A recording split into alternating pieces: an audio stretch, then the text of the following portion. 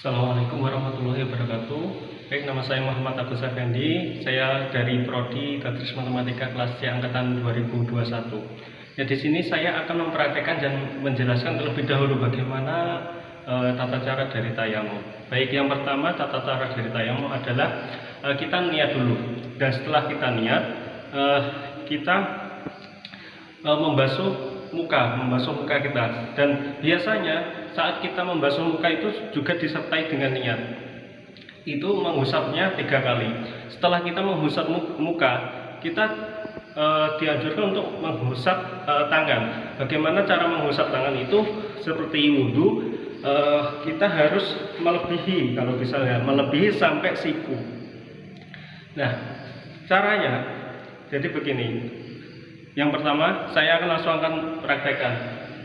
Yang pertama, kita niat dulu ya. Niatnya langsung dibarengkan dengan saat kita mengusap wajah. Dan niatnya yaitu nawaitu tayammuma li istibahati sholati fardhu lillahi ta'ala. Baik, yang pertama kita ya, ini medianya sudah ada debunya, yang pasti tembok itu sudah pasti ada debunya. Kita taruh telapak tangan kita di sini, lalu kita bisa mengetekannya. Tapi telapak tangan ini tidak boleh saling tempuk ya, tempuk ya ini.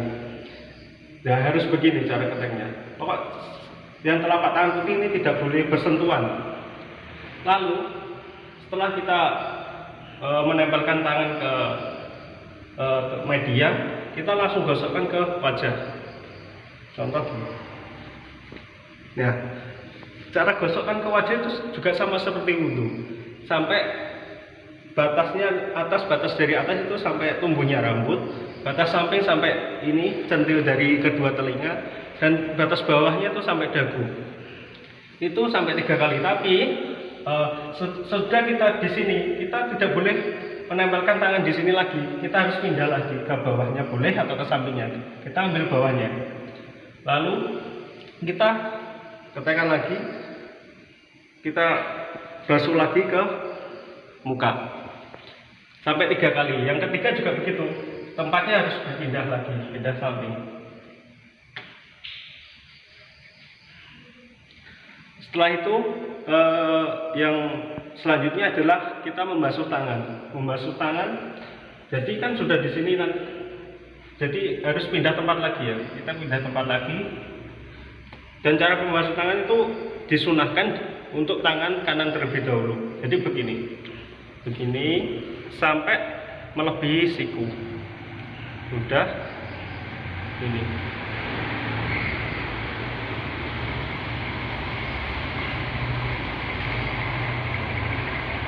Nah, itu sampai 3 kali juga. Pindah tempat.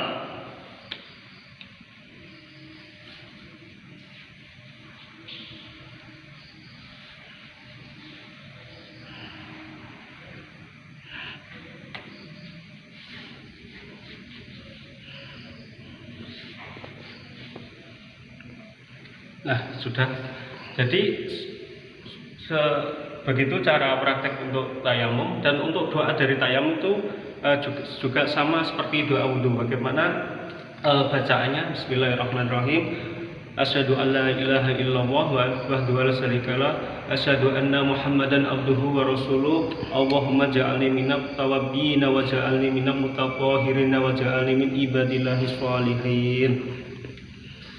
Dan sekian video tayamum dari saya. Kurang lebihnya saya mohon maaf. Wassalamualaikum warahmatullahi wabarakatuh. Baik, untuk yang selanjutnya, di sini saya akan menjelaskan tentang cara mensucikan najis ya. Untuk sebelumnya, najis kan dibagi menjadi 3. Ada najis mukhaffafah, mutawassithah, dan mughalladah. Najis mukhaffafah terlebih dahulu. Najis mukhaffafah adalah najis yang ringan. Contohnya itu air kencing bayi yang masih dalam susuan ibunya, tapi belum tercampur apa-apa ya, belum tercampur makan makanan yang lain. Dan untuk yang kedua adalah najis mutawassithah, di mana najis mutawassithah ini dibagi menjadi 2, yaitu ada hukumiyah dan ainiyah. Di mana hukumiyah sendiri adalah najis yang sudah kering atau sudah tidak kelihatan lagi. Dan ada najis ainiyah, di mana najis ainiyah ini adalah najis yang masih kelihatan dari segi bau, dari segi rasa, warna dan lain-lain. Dan untuk yang terakhir adalah najis mughaladhah, di mana najis mughaladhah ini adalah najis yang berat. Contohnya seperti kita terkena air liur oleh anjing gitu ya. Baik, untuk selanjutnya di sini saya akan mempraktekkan cara mensucikan dari semua najis tersebut. Yang pertama adalah najis mukhaffafah. Najis mukhaffafah adalah contohnya itu terkena terkena kencing dari bayi yang masih dalam susuan ibunya, belum ada campuran yang lain. Contoh saya menggunakan ini ya. Ini contoh terkena najis. Ini contoh najisnya ya. Jadi cara mensucikan itu cukup mempercikan air. Cukup mempercikan air yang mengalir. Contoh begini.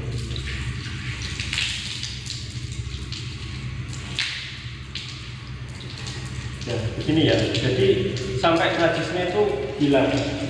Saking ringannya itu sampai cuma dipercikan air itu sudah suci. Dan untuk selanjutnya adalah najis mukhaffafah. Untuk selanjutnya adalah najis mutawassithah. Di mana najis mutawassithah ini yang pertama ada hukmiyah. Najis hukmiyah adalah najis yang sudah kering ya. Yang contohnya adalah air kencing atau arak gitu ya. Cara menghilangkannya itu cukup langsung dibasuh saja dengan air yang mengalir. Contoh, di sini ada najis ya.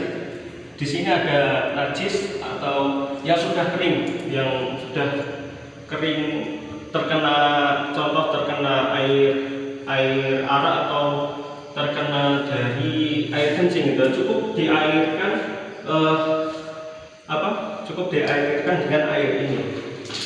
Jadi cukup dibilas ya, sampai ini mengalir sampai hilang najisnya, sampai tidak ada bau lagi pada tempat ini. Dan untuk selanjutnya itu terdapat ada najis ainiyah ya, di mana najis ainiyah ini contoh ada kotoran ayam. Jadi cara mensucikannya, bentar saya ambil ini ya. Contoh ini najis. Di sini ada najis. Cara menghilangkannya adalah kita menggosok dulu, kita menggosok atau pokok sampai hilang lah istilahnya. Jadi kita hilangkan dulu, kita menggosok dengan sikat atau apa yang penting sampai hilang dulu najisnya. Habis itu baru dibilas dengan air yang mengalir sampai najisnya ini hilang, tidak ada warna, rasa, bau atau yang lain. Dan untuk selanjutnya adalah najis mughaladhah, di mana najis mughaladhah ini adalah najis yang berat. Contohnya kalau terkena air liur anjing. Contoh di sini saya terkena air liur anjing ya. Contoh ini ya. Pada tangan saya ini terkena air liur. Cara mensucikannya, kita ambil debu atau pasir, kita ambil di suatu wadah, kita tempatkan di wadah sini. Contoh ya ini kita ambil. Contoh ini wadah ini sudah saya isi pasir atau debu, lalu diisikan air. Nah, diisikan air sampai airnya itu mengeruh nanti ya, karena tercampur dengan pasir. Setelah itu kita basuh 7 kali termasuk dengan ini. Yang pertama kita basuhkan terlebih dahulu, kita siramkan ya. Di sini yang tempat najisnya tadi, contoh najisnya di tangan saya, siramkan dulu ini air pasirnya. Air pasirnya kita siramkan dulu. Setelah